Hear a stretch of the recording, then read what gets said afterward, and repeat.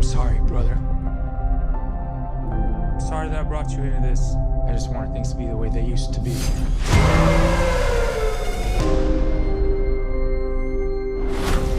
That's my brother, Will. I could use some help. My wife needs this surgery.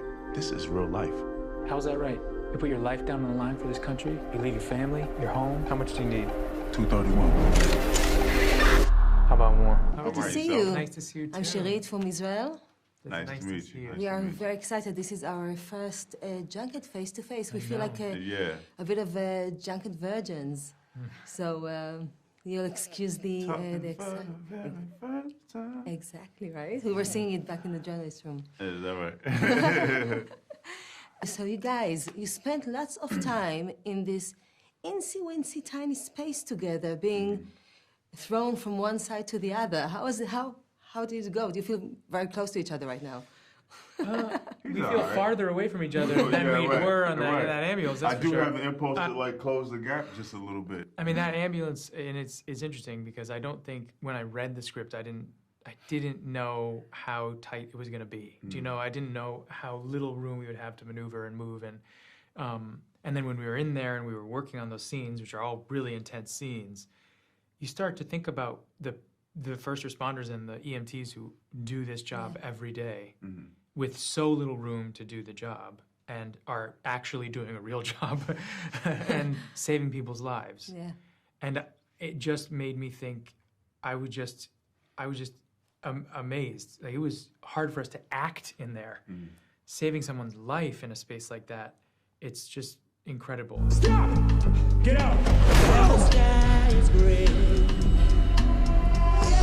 What do you want? Just gonna borrow it. I got a cop shot. I gotta get him to the hospital. I'm gonna need you to help us. Why don't you help us? One scene of the movie, there's when pressure is rising and you're all tense, and you turn to music.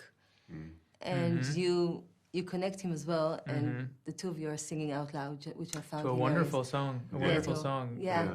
That Yaya memorized completely. Yeah, word for word. He's a devoted actor, and I didn't expect.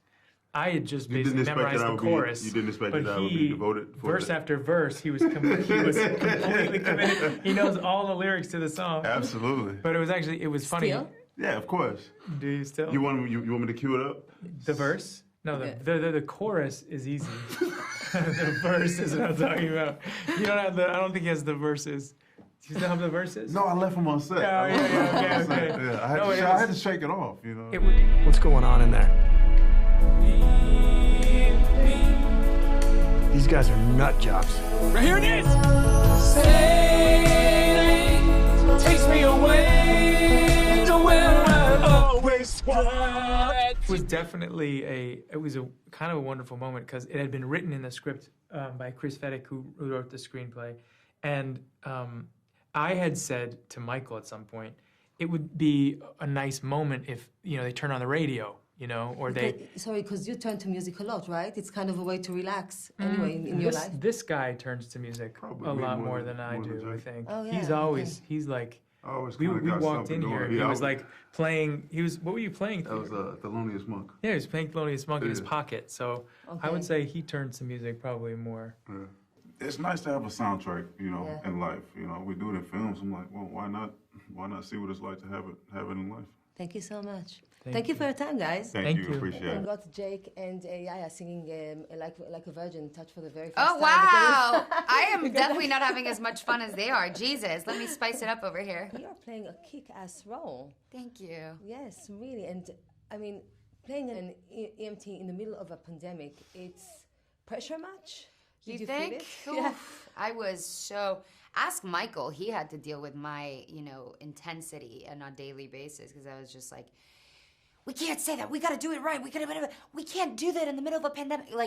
And he was like, Aza, it's fine. I did feel a lot of pressure. I mean, of course, even when I read the script, I was terrified to do a horrible impersonation of an EMT, especially in the time that we're, dependent of them more than ever. And the real reason why I wanted to do this role is to honor them and to say thank you. It's like my love letter to them.